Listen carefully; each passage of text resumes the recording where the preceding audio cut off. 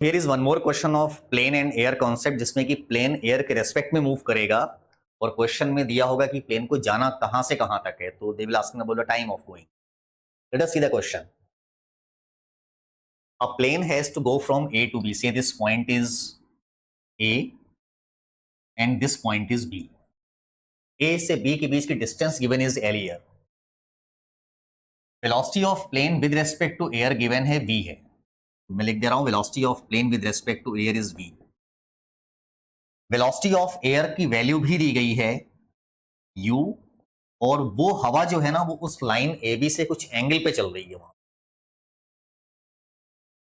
तो पूछा जाएगा कि when the plane goes from A to B and then comes back from B to A, how much time it will take for the one complete trip. ये सवाल है आपका। हमेशा ये याद रखिए कि जिस डायरेक्शन में प्लेन की एक्चुअल वेलोसिटी होगी प्लेन उसी डायरेक्शन में जाएगा, right. From A to B मतलब कि प्लेन की जो रियल वेलोसिटी है वो एग्जैक्टली ए टू बी होना चाहिए, तभी वो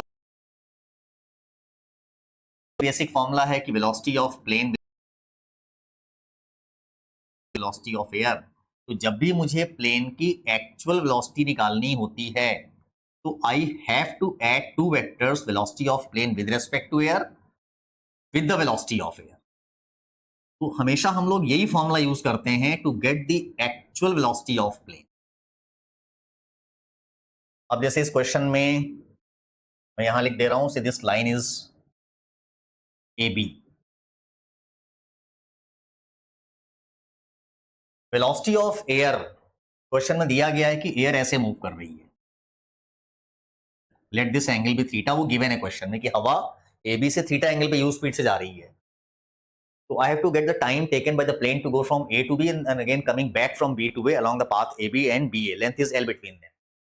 तो मैंने मान लिया कि ये प्लेन की वेलोसिटी है विद रिस्पेक्ट टू एयर, और ये एंगल हमने मान लिया theta.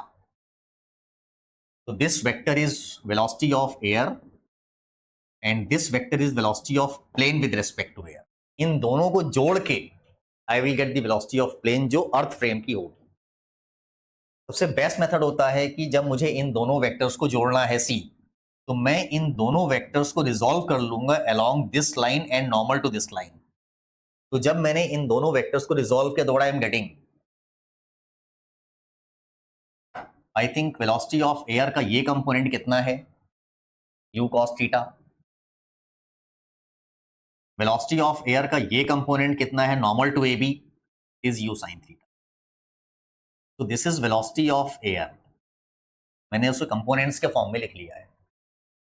In the same way हम velocity of plane with respect to air भी रिजॉल्व कर लेंगे, हुज वैल्यू इज v।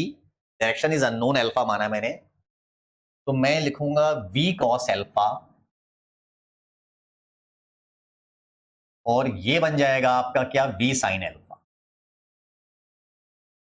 मुझे इन चारों कंपोनेंट्स को अब उठा के जोड़ देना है, बट रिमेंबर द कंडीशन कि प्लेन को रियल में ए से बी जाना है, मतलब इन चारों कंपोनेंट्स को जोड़ने के बाद जो भी बचे वो सिर्फ ए बी के अलोंग होना चाहिए। तो I think solution is clear.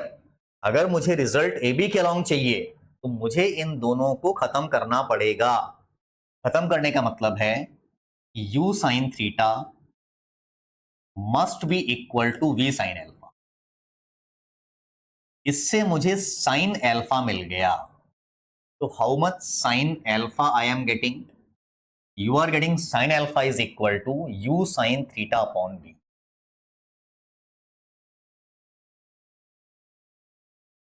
तो प्लेन को रिलेटिव डायरेक्शन में मूव करने का एंगल तो अपने पास आ गया है। अब मुझे निकालना है टाइम। अगर ये दोनों खत्म हो गए तो ये बचेंगे। तो what time it will take to go from A to B, distance upon जाने की speed which is equal to u cos theta plus v cos alpha. अब देखिए cos अल्फा कहां से आएगा, cos अल्फा यहां से आ जाएगा। साइन अल्फा की हेल्प से आप cos अल्फा लिख सकते हो, कोई बड़ा इशू नहीं है वो। अब जरा वापसी की बात करें। हवा तो हमेशा ऐसी फ्लो कर रही है, it is u cos theta, और ये क्या है आपका u sin थीटा है। अब जब प्लेन वापस आएगा सी, तो प्लेन ऐसे आएगा, let this angle be alpha again.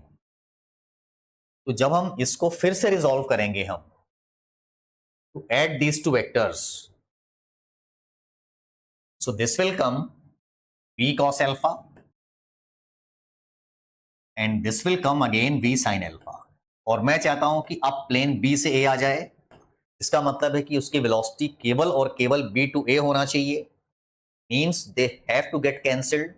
फिर से आप लिखोगे sine alpha is equal to u sine theta upon v, और ये डिफरेंट एंगल नहीं है, ये वही एंगल है जो a से b जाने में लगा था आपको। लेकिन when the plane is coming back from b to a, अब जो प्लेन की वेलोसिटी होगी that will not be v cos alpha plus u cos theta, नहीं, अब क्या बन जाएगी v cos alpha minus u cos theta।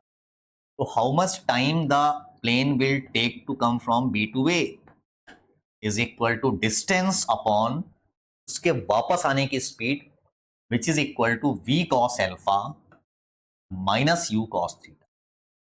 अब इसके बाद क्वेश्चन में कुछ बचता नहीं है, the total time of trip will be the summation of these two terms, and when you add these two terms, उसमें जो आपका cos अल्फा टर्म आएगा वो 1 माइनस साइन स्क्वायर अल्फा के रूट से रिप्लेस कर देंगे, you will get the answer. तो इस डायग्राम के फॉर्म से, in keeping this addition in mind, और दूसरी चीज, जिधर बॉडी को जाना हो, प्लेन हो या बोट हो, उसकी वेलोसिटी एग्जैक्टली उसी डायरेक्शन में होना चाहिए तो वो जाएगा। ये 2-3 फंडामेंटल्स माइंड पे रख के आप लोग ऐसे क्वेश्चन को अप्रोच कर सकते हो। So I hope this question is clear, so thank you so much.